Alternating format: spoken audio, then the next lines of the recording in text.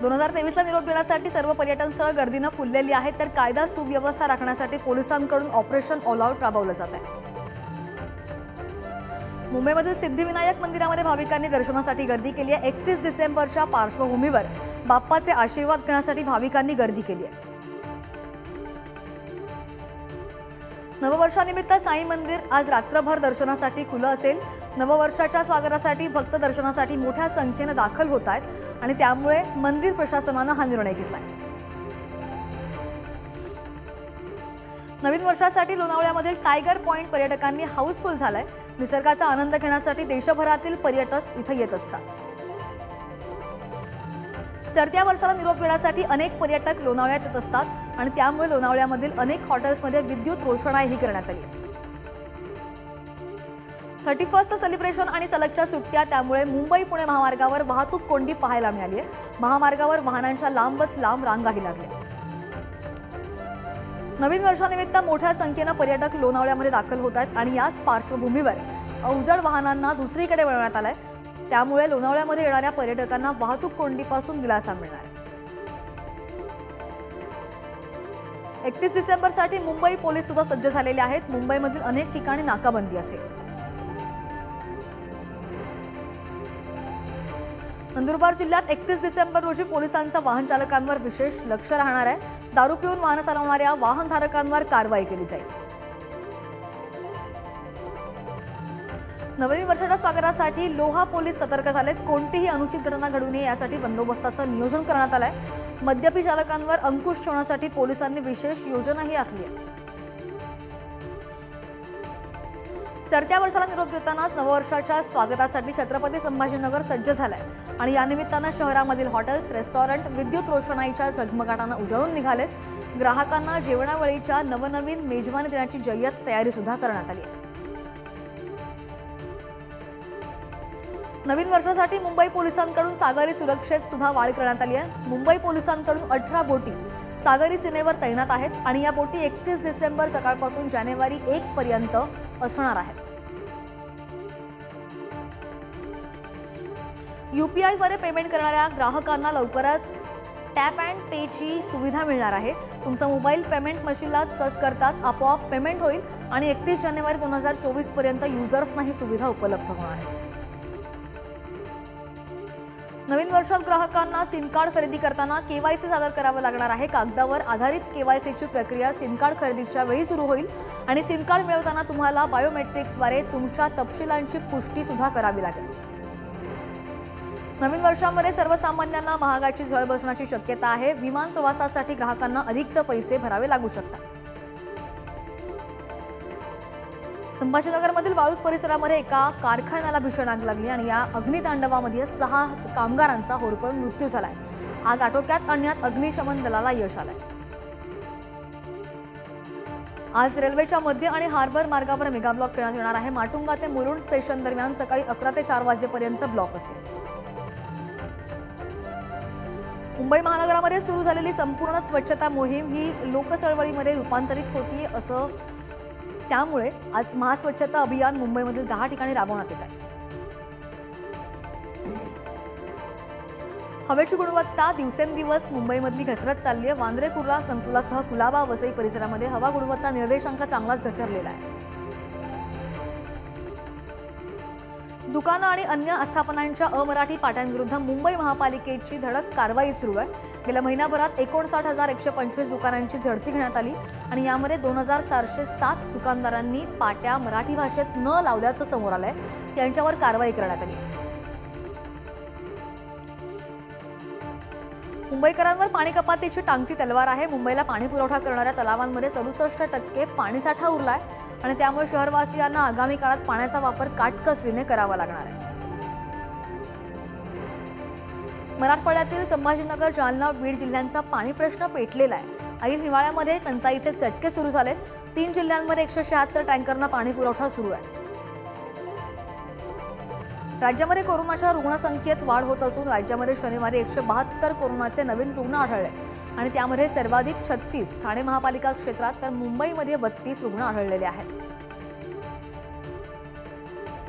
गेल्या आठवड्याभरापासून कोरोना संसर्गाचा फैलाव वाढलेला आहे। छत्रपती संभाजीनगर जिल्ह्यामध्ये शनिवारी शहरामध्ये 4 तर ग्रामीण भागात 7 असे दिवसभरात 11 नवीन रुग्ण आढळून आले। परभणीच्या सामान्य रुग्णालयात एकाचा अहवाल कोरोना पॉझिटिव्ह आलाय आणि त्यामुळे आरोग्य प्रशासन आता अलर्ट मोडवर आलाय।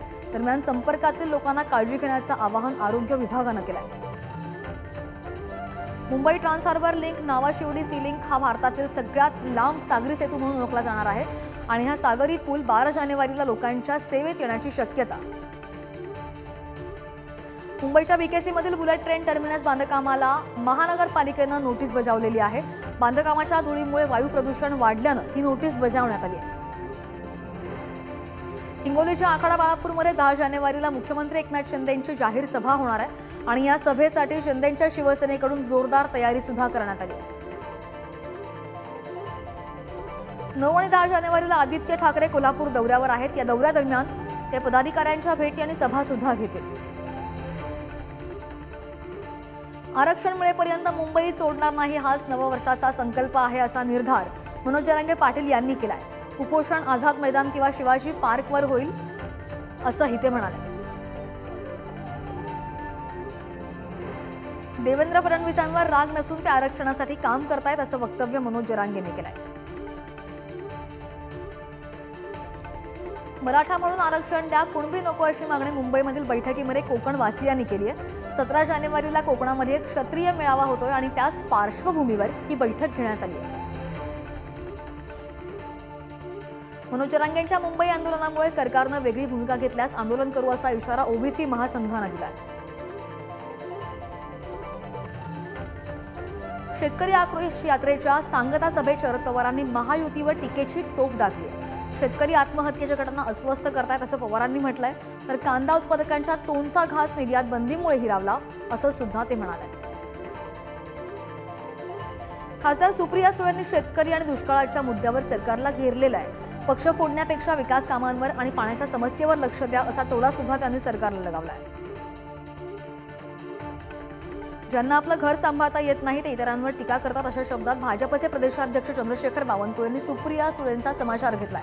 आम्ही फोडाफोडी करत नाही तर लोक स्वतःहून भाजपात येतात असं सुद्धा त्यांनी म्हटलंय। भाजप महाराष्ट्रात लोकसभा निवडणूक समितीची स्थापना करणार आहे। 2019 मध्ये पिछाडीवर राहिलेल्या बूथवर भाजप विशेष लक्ष देणार आहे आणि प्रत्येक 3 ते 4 लोकसभा मतदारसंघांचा क्लस्टर सुद्धा तयार केला जाईल। महायुतीच्या जागा वाटपाची प्राथमिक चर्चा महाराष्ट्रात होणार आहे आणि त्यानंतर दिल्लीमध्ये शिक्कामोर्तब होणार असल्याची माहिती आहे। गेल्या वेळी जिंकलेल्या जागांनुसार जागा वाटपाचा प्राथमिक फॉर्म्युला ठरलेला आहे। गुडवावाडीतील संक्रांतीला महायुतीचे मेळावे होणार आहेत आणि जिल्हा पातळीवर मेळाव्यांचं आयोजन केलं जाईल। 14 फेब्रुवारीला हे मेळावे होणार आहेत आणि याची घोषणा भाजपचे प्रदेशाध्यक्ष चंद्रशेखर बावनकुळे यांनी केली आहे। नरेंद्र मोदी 12 जानेवारीला सोलापूर दौऱ्यावर येत आहेत। सोलापूरच्या कुंभारीतील रे नगर घरकुल उद्घाटनासाठी ते येणार आहेत। मुख्यमंत्री एकनाथ शिंदेंनी जालन्याहून मुंबईमध्ये आलेल्या वंदे भारत एक्सप्रेसचं सीएसएमटी स्थानकावर स्वागत केलंय। त्यावेळी बोलताना त्यांनी मोदी की गॅरंटी म्हणत पंतप्रधानांचं भरभरून कौतुकही केलंय। नागपूर जिल्ह्यातील काँग्रेसचे नेते माजी मंत्री सुनील केदार यांच्यासह सर्व 6 आरोपींचा जामीन अर्ज जिल्हा सत्र न्यायालयानं फेटाळलेला आहे। तसेच त्यांच्या शिक्षेला स्थगिती नाकारली आहे। त्यामुळे केदार यांचा मध्यवर्ती कारागृहातील मुक्काम आता वाढलेला आहे। शिवसेना ठाकरे गटाचे कोल्हापूर जिल्हाध्यक्ष आणि गटनेते संजय पवार यांनी फडणवीसांवर टीकेची तोफ डागली। बाबरी पाडली तेव्हा फडणवीस कुठे होते असा सवाल त्यांनी उपस्थित केलाय। गर्व से कहो हम हिंदू है की घोषणा बाळासाहेब ठाकरेंची होती अशी आठवण सुद्धा त्यांनी करून दिली। राज्याच्या नव्या पोलीस महासंचालक पदासाठी रश्मी शुक्ला यांचं नाव आता जवळपास निश्चित झाल्याचं बोललं जात आहे। नितीन करीर यांचं सुद्धा मुख्य सचिव पदासाठी नाव आघाडीवर आहे। विद्यमान पोलीस महासंचालक रजनीश सेठ आणि मुख्य सचिव मनोज सौनिक हे निवृत्त होतात। भीमा कोरेगाव येथील विजय स्तंभास मानवंदना देण्यासाठी नांदेड ते भीमा कोरेगाव मोटरसायकल रॅलीचं आयोजन करण्यात आलं आहे। भीमा कोरेगाव येथे गौरव गाथा कार्यक्रमात सहभागी होण्यासाठी दरवर्षी नांदेड येथून रॅली काढण्यात येते। सोलापूर महापालिकेच्या ऐतिहासिक नोंदींचं पितळ उघडं पडलंय। हुतात्म्यांचे जन्मवर्ष आणि नावामध्ये चूक आल्याचं समोर येत आहे। गेल्या 15 महिन्यांपासून या चुका दुरुस्तीविनाच आहेत। धाराशिव जिल्ह्यात एकही सरकारी दूध संघ नसल्याने जिल्ह्यामधील शेतकरी खासगी दूध संघांना दूध घालतात आणि त्यामुळे या खासगी दूध संघांना दूध घालणाऱ्या शेतकऱ्यांना सुद्धा शासनाने अनुदान देण्याची मागणी शेतकरी आणि लोकप्रतिनिधी यांच्या वतीने करण्यात येते। जळगाव जिल्ह्यातील पाचोरा कृषी उत्पन्न बाजार समितीतर्फे भव्य कृषी मेळावा आणि परिसंवादाचं आयोजन करण्यात आलं। शेतकऱ्यांना मार्गदर्शन आणि त्यांच्या शेतीविषयी समस्या अडीअडचणी जाणून घेण्यात आल्या। कृषी विभागाच्या योजनांवरही माहिती देण्यात आली आहे। किनवट तालुक्यामध्ये सीसीआयने अद्याप खरेदी केंद्र सुरू केलेली नाहीत। खुल्या बाजारपेठेतील खासगी व्यापारी हमी भावापेक्षा कमी किमतीत कापूस खरेदी करतायत। आधीच निसर्गाच्या अवकृपेमुळे हवालदिल झालेला शेतकरी या अल्पदरामुळे अधिकच नाराज आहे।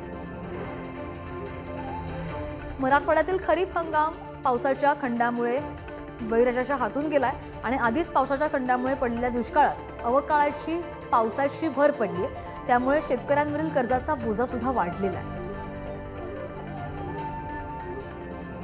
जळगाव जिल्ह्यातील शेतकऱ्यांना दिलासा मिळाला। शेतकऱ्यांचे पीक कर्ज पुनर्गठन कर्जाची वसुली करू नये, वीज बिलांमध्ये 33% सूट द्यावी या संदर्भात पालकमंत्री गुलाबराव पाटलांच्या बैठकीमध्ये निर्णय घेण्यात आला आहे।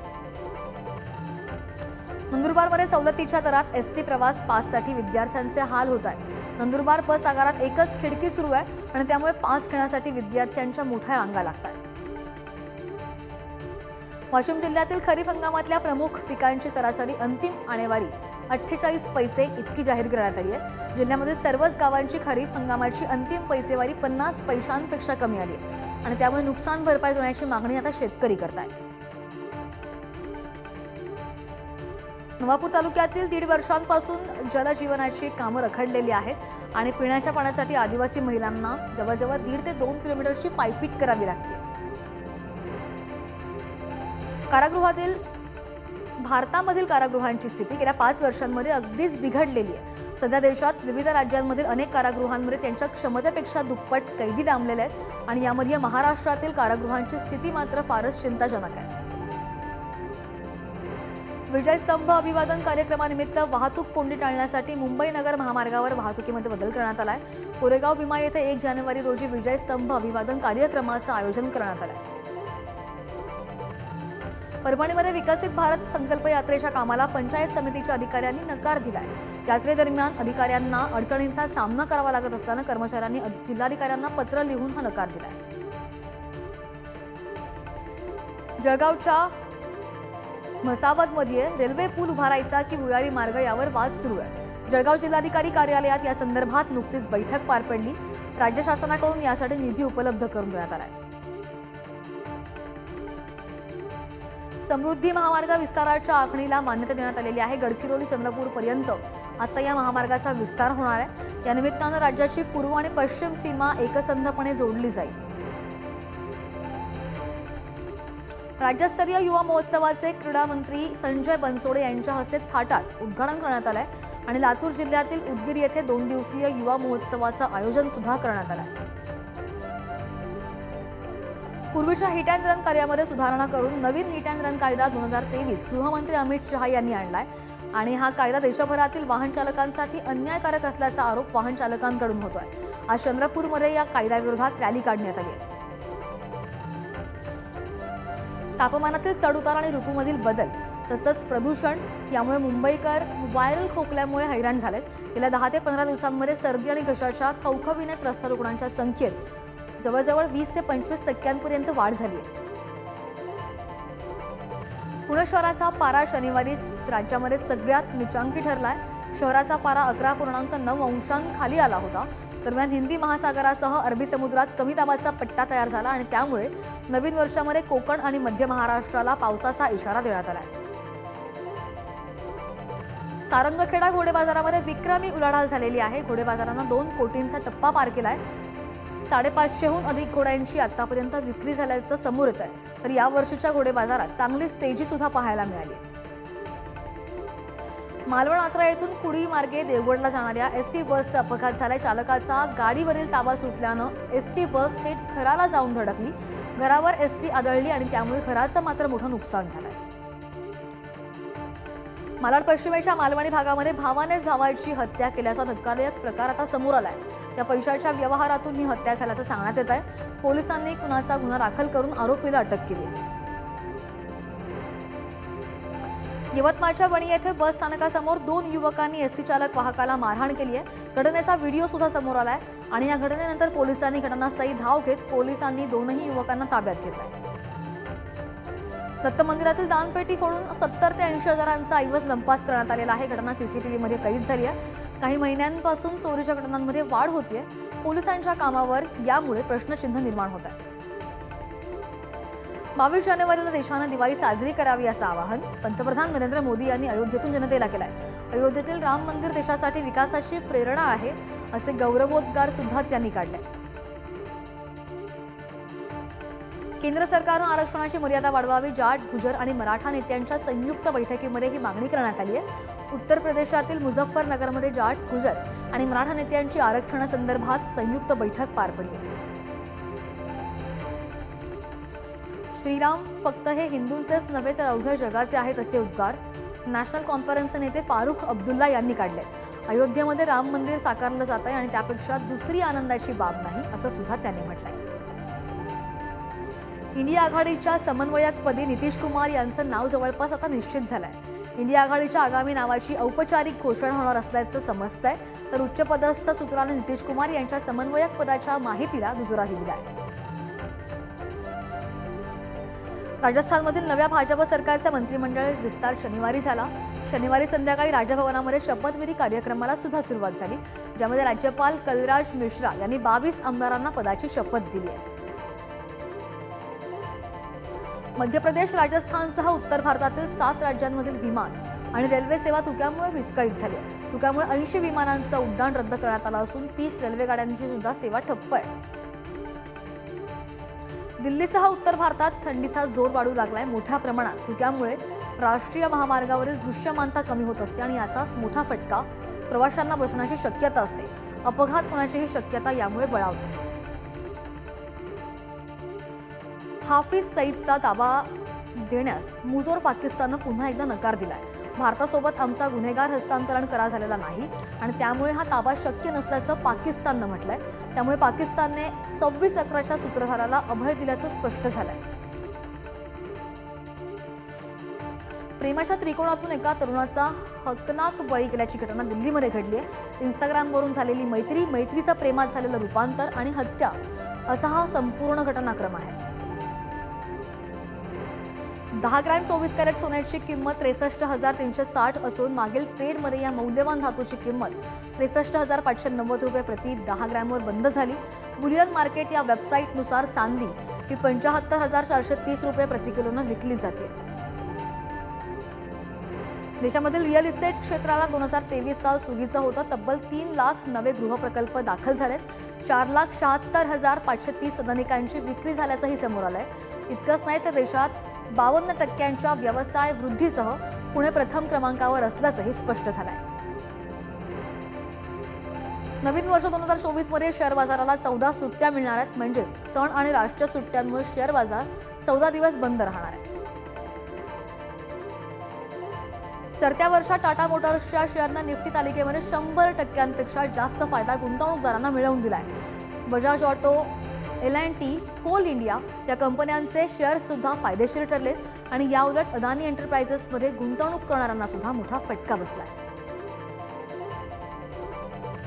प्रसिद्ध उद्योगपती इलॉन मस्क जानेवारी महिन्यात होणाऱ्या वायब्रंट गुजरात ग्लोबल समिटला उपस्थित राहणार आहेत आणि यात टेस्लाच्या प्रकल्पाची घोषणा होणार आहे। टेस्लाला आयात शुल्कात सवलत मिळाल्यास त्यांना 20 लाख रुपयांपासून कार विक्री करता येईल असं सुद्धा सांगण्यात येत आहे। रितेश आणि जेनेलिया देशमुख यांच्या मुख्य भूमिका असलेला वेळ हा चित्रपट 30 डिसेंबर 2022 रोजी प्रेक्षकांच्या भेटीला आला आणि या सिनेमाची वर्षपूर्ती सुद्धा झाली आहे। या चित्रपटानं बॉक्स ऑफिसवर रेकॉर्ड ब्रेक कमाई केली होती। शिवाय वेळमधील सगळी गाणी आज सुद्धा वर्षभरानंतर चर्चेत आहेत। इम्रान खान यांचा उमेदवारी अर्ज आयोगानं फेटाळून टाकलेला आहे। पाकिस्तानच्या निवडणूक आयोगानं माजी पंतप्रधान इम्रान खान यांचा मियावाली मतदारसंघामधून उमेदवारी अर्ज नाकारलेला आहे। एक श्रीमंत भारतीय वंशाचं जोडपं आणि त्यांची किशोरवयीन मुलगी अमेरिकेत मृतावस्थेत आढळली आहे आणि त्यांच्या राहत्या घरी तिघांचेही मृतदेह आढळले. इंडोनेशिया भूकंपानं हादरलेला आहे. रिश्टर स्केलवर 6.2 तीव्रतेचा भूकंप इरियन जया या ठिकाणाला बसलाय.